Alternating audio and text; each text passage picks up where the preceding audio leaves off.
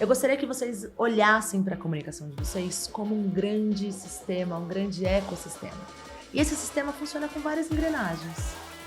E dentro desse sistema a gente tem muitos métodos. Pri, hoje a gente estreia um novo quadro no Mulheres do Agora que se chama Na Prática. Então, ou eu trago alguma situação fictícia e peço para você analisar, ou eu faço alguma provocação de que já aconteceu com você ou com algum dos seus mentorados, enfim.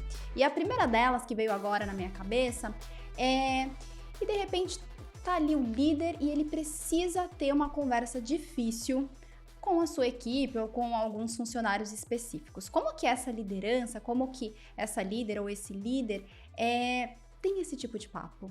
É uma conversa difícil.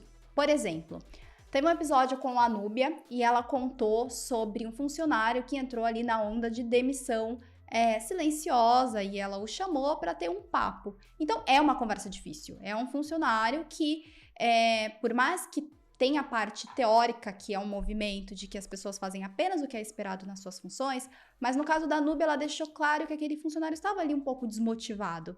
Então, como que uma liderança pode ter esse tipo de conversa difícil, sabe? De repente, a gente pode trazer esse exemplo do demissão silenciosa. Pô, meu funcionário, ele tá desengajado. Como que eu puxo de uma forma que não o desmotive, sabe? Tentando ser muito simplista para uma resposta que não é tão simples, eu diria: seja respeitoso. E ser respeitoso significa você conseguir, de fato, construir uma comunicação para o outro.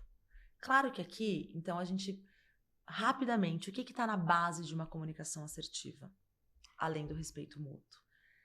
Objetividade, não no sentido da brevidade da palavra, mas você sabe qual é, com clareza, o objetivo daquela conversa. Isso vai te ajudar a manter o foco. Tendo clareza sobre o objetivo da conversa, você consegue desenhar a mensagem, no sentido de o que entra e o que sai. Então, eu quero ter essa conversa com esse colaborador meu e eu sei que ele tá indo. E eu tenho muitos apontamentos para fazer para ele. Porque você também tá indo, querido, mas olha aqui, você não fez isso, não fez isso, não fez aquilo. Mas qual é o objetivo da conversa? Cabe nesse momento trazer esse feedback negativo para ele, esse feedback corretivo para ele, se eu quero engajar? Então, tendo clareza do seu objetivo, você vai conseguir desenhar melhor o que vai entrar nessa conversa. Volta para a metodologia, organiza essa fala em grupos. Eu vou falar primeiro sobre isso, por exemplo, vou falar primeiro sobre o que está acontecendo, sobre os fatos. No segundo momento, eu vou falar sobre o impacto desses acontecimentos e, por último, eu vou falar sobre o nosso compromisso, aonde a gente quer chegar. De novo, sempre 3. Então, saiba qual é o seu objetivo, adeque a mensagem e o conteúdo pensando e se pautando pelo objetivo, seja cuidadoso com a performance. Como está a sua postura? Como está a sua voz? Elas estão contribuindo para a mensagem que você quer construir? A sua expressão facial está dizendo para o outro não como você se sente. Porque isso é uma bobagem, gente. A expressão facial não tem que dizer para o outro como a gente se sente. Mas como que a gente quer se portar, né? Como que a gente quer que o outro se sinta. Como eu quero que você receba a minha mensagem. Então, olha, a gente tem aqui agora essa conquista. Ou, olha, a gente tem aqui agora essa conquista. A gente tem aqui agora esse desafio. Ou a gente tem aqui agora esse desafio. A gente precisa inovar. Quero todo mundo batendo na porta da minha sala e me trazendo uma ideia inovadora. Ou a gente precisa inovar. Eu quero todo mundo batendo na porta da minha sala e me trazendo uma ideia inovadora. Então, a expressão facial determina como o outro vai receber a sua mensagem. A neurociência explica pra gente como isso acontece. Então, performance. Falei objetivo, mensagem, performance. Momento. Mas, Pri, vou fazer uma provocação agora. Quando a gente fala do tom, por exemplo, né? Da forma que a gente quer que essa mensagem ela chegue. Pensa que, sei lá, um CEO, alguém do cargo de alta liderança. Cada pessoa do time tem o seu jeito, tem a sua individualidade. Alguns vão se motivar quando ele falar, vamos, precisa. Outros com, vamos assim, nananana. Então, como fazer essa curadoria, talvez, quando é uma reunião geral com todo mundo? Como agradar a todos, que não tem como agradar a todos? Como que essa comunicação pode deixar a galera toda motivada? Eu acho que aí é que tá um baita desafio. Aí tem um baita desafio. E eu imagino que essa pergunta veio também por causa do exemplo que eu dei, que pareceu que a gente precisa ser simpático. Isso. Vamos falar sobre simpatia. Confiança. O ser humano tem um cérebro que se forjou, que se formou para a sobrevivência.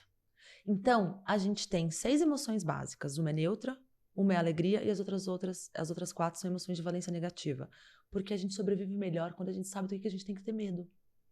Eu tenho mais chance de sobreviver na selva quando eu sei que eu tenho que fugir do leão do que quando eu gosto de dançar na chuva. Infelizmente, essa é a realidade dura da natureza.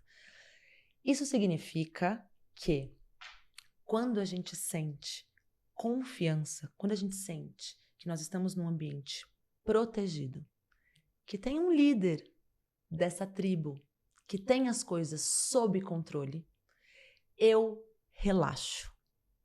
Eu relaxando e distensionando o meu cérebro para esse alerta de quais são os perigos que estão ao meu redor, eu fico mais inteligente. Eu fico mais, literalmente, aberto, porque eu não estou me protegendo de nada.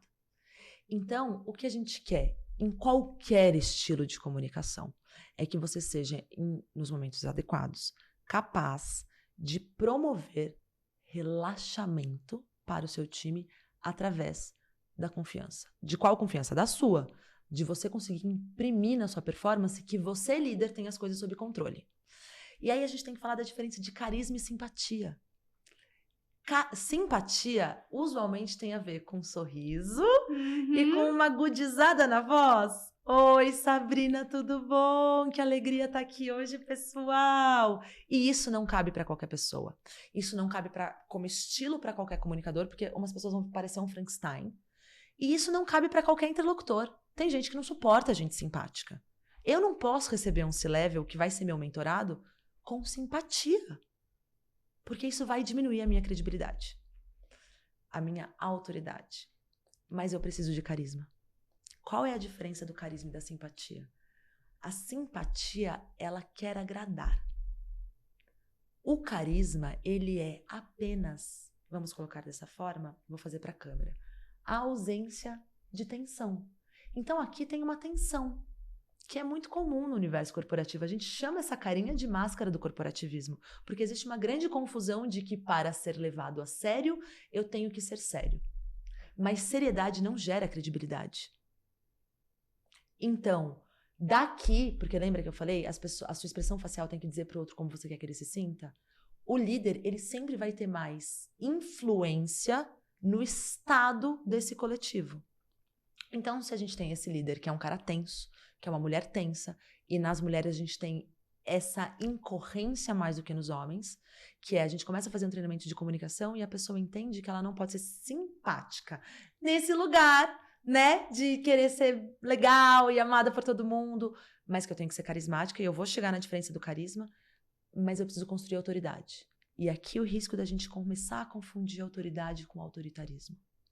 Porque a gente não quer autoritarismo, a gente quer autoridade. Acho que o autoritarismo, ele acaba afastando o profissional, né? Totalmente. Então a gente vai desencadeando uma série de problemas mentais, de burnout, de ansiedade. E de falta de confiança. E de falta de confiança. A gente fala tanto da cultura da confiança no ambiente corporativo, né? Porque a confiança é a base da comunicação, a base do resultado, a base da liderança, a base do time, a base de tudo. Total. Então, o carisma, ele vem nesse lugar onde eu vou sair desse lugar, tá tenso, eu não tô brava. Mas tem uma tensão. E o carisma vem pra cá. Eu não tô sorrindo. Percebe? Mas tem relaxamento. Se eu estou relaxada e eu sou a líder desse grupo, vocês podem relaxar também. Se eu tô relaxada é porque as coisas estão sob controle. Eu sei o que tá acontecendo. E muitas vezes a gente quer ser convidativo, mas a gente tá tenso. E se eu falasse pra você, Sabrina, vamos tomar um café lá em casa? Você vai? Bora? Com essa cara aqui? Sabrina, vamos lá. Bora, mas vou pensar. Será? Agora eu falo pra você. Sabrina, vamos tomar um café lá em casa? Agora. Eu não tô na simpatia, eu não tô... Ai, Sá, vamos lá tomar um café lá em casa. Então, compreender essa distância entre carisma e simpatia é fundamental. Por quê? Porque a gente tem uma série de líderes executivos, de líderes políticos, de líderes intelectuais, acadêmicos, que são extremamente extremamente respeitados como autoridades intelectuais e que são muito carismáticos, mas que não são simpáticos. Total, acho que você foi super didática agora, Pri. E aí, uma pergunta que essa eu deixei separada, né? Conta qual que foi a principal situação em que uma liderança ela foi inspiradora para você, que ela foi crucial. Que você olhou e falou, nossa, que liderança incrível, e isso serviu como um exemplo para mim. Eu tenho um cliente que é presidente de uma empresa internacional, aqui no Brasil, é uma multinacional, uma empresa gigante. Ele não é brasileiro, ele é da América Latina, mas ele está aqui no Brasil já há quase 7 anos. E é uma pessoa muito humana, muito gentil. É aquele líder que acorda e manda mensagem de bom dia no particular para os 7 liderados diretos dele todos os dias. Dizendo assim, eu tô aqui, nós vamos juntos e a gente vai fazer isso ser bacana. No meio da crise, no meio do caos, ele constrói essa ideia de parceria. Então, aquelas pessoas que estão com ele são os parceiros dele. Então, tem uma construção de confiança nesse time, nessa rede, e que você vê, porque é uma empresa que eu já dei treinamento para o time de estagiários, que ia fazer uma convenção internacional e que tinha que falar inglês. Então, a gente fez um treinamento de comunicação não focado na língua, mas para que eles ficassem confortáveis sabendo que a comunicação tá para muito além da língua. Eu vi você falando esses dias num podcast aqui que você teve I don't speak Spanish! A comunicação tá muito além da língua em si. E ele é uma liderança muito inspiradora e foi uma pessoa que me ajudou demais a tomar a decisão que eu tomei de fundar a minha empresa. E dentro disso, eu treinei uma pessoa que é um dos maiores gestores de M&A do Brasil. Ele fez as maiores fusões da história brasileira. E preparando a apresentação dele, isso é muito legal de ser professora de comunicação, porque eu aprendo muito. Eu dou aula tendo aula. Isso é muito maravilhoso. E ele, na palestra dele, dizia assim, sobre M&A. Quem não cresce, morre. E aquilo bateu em mim de um jeito tão forte. Ele apresentou, a gente falou sobre a performance dele e tudo mais, falamos sobre organização de conteúdo. E depois eu falei, nossa, eu acho que essa fala vai mudar a minha vida. E mudou. Porque eu entendi que eu estava num lugar que eu não podia mais crescer. E por conta desse eco dessa fala dele, eu falei, se eu ficar aqui, então eu vou morrer. É hora de dar um passo a mais. Então, eu acho que muitas vezes... eu recebo muitos relatos das líderes, enfim, de empreendedoras que falam muito sobre isso, né? Eu precisei ali entender que eu precisava fundar minha empresa, que eu precisava, enfim, ocupar um cargo de liderança maior do que o que eu estou hoje, para conseguir crescer. Eu acho que vai ser incrível essa sua nova etapa. Mas, Priscila, já tá dando 1 hora do nosso papo, que delícia! Você é uma liderança no que você faz, e traz alguma situação de desafio mesmo. Quais foram ou quais são os principais desafios como líder? Treinar líderes é um trabalho muito difícil, porque normalmente são pessoas que têm muito repertório, que têm muita experiência. É muito difícil pegar um CEO para treinar que nunca tenha feito alguma coisa de comunicação, embora exista, mas eles são as exceções. Porque o cara, para chegar a C-level, ele já investiu nos soft skills dele. Ele sabe da relevância e da importância que isso tem. Então, tem 2 desafios aqui que eu acho que são bem importantes para mim. O primeiro deles é quando é um cliente que acredita que ele já está pronto. E que ele veio fazer o treinamento porque ele recebeu um feedback e ele foi encaminhado para isso. E ele veio meio, tá bom, eu vou fazer, mas eu já sei fazer, eu já faço do meu jeito. O famoso achar que eu sou ótimo, Exatamente. E aí precisa ter muito jogo de cintura para não virar para esse cara e falar, não, querido, você não sabe. Falar, tá bom, como você gostaria? Então, o primeiro momento, ele é de muita escuta,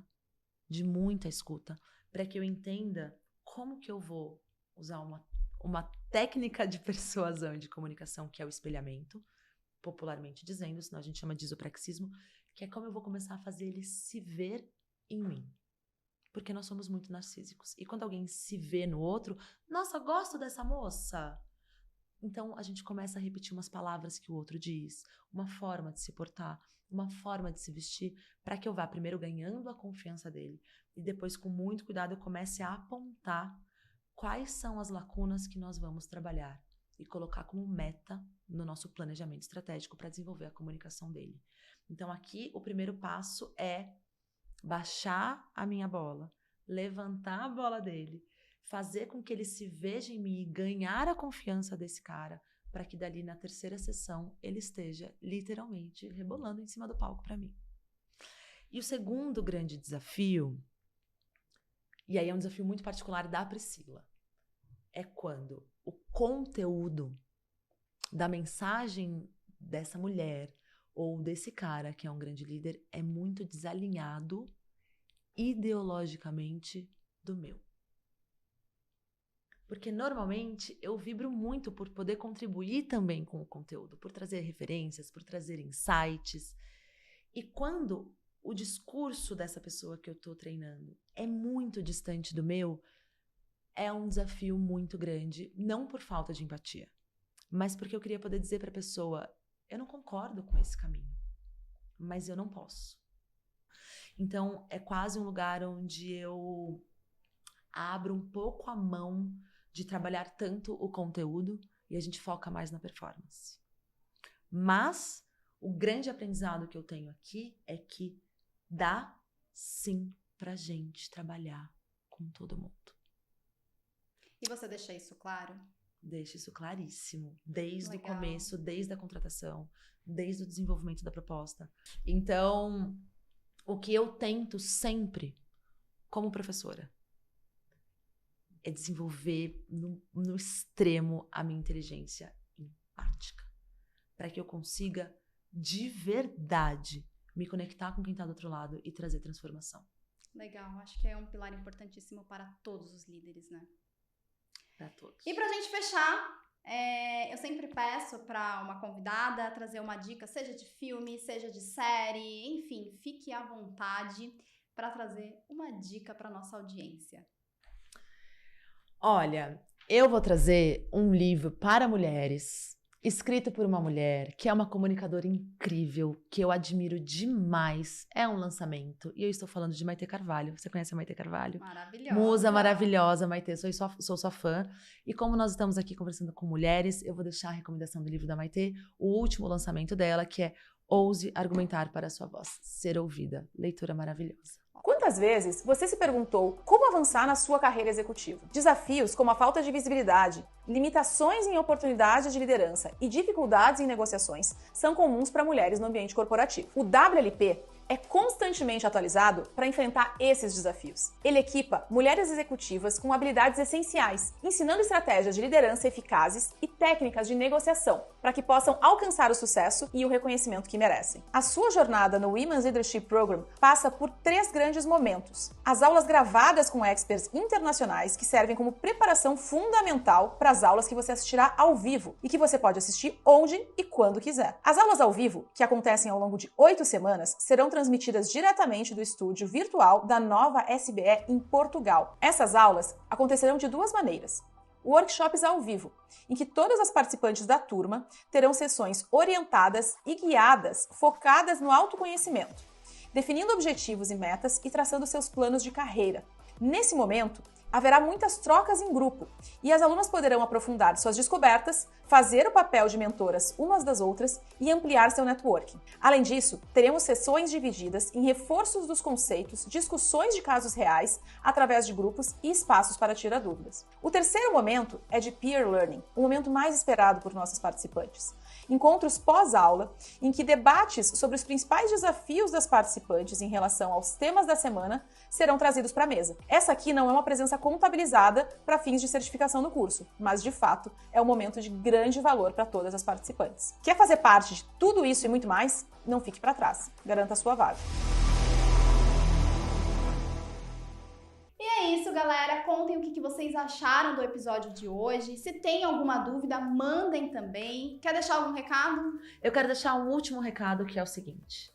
Eu gostaria que vocês olhassem para a comunicação de vocês como um grande sistema, um grande ecossistema. E esse sistema funciona com várias engrenagens. E dentro desse sistema a gente tem muitos métodos.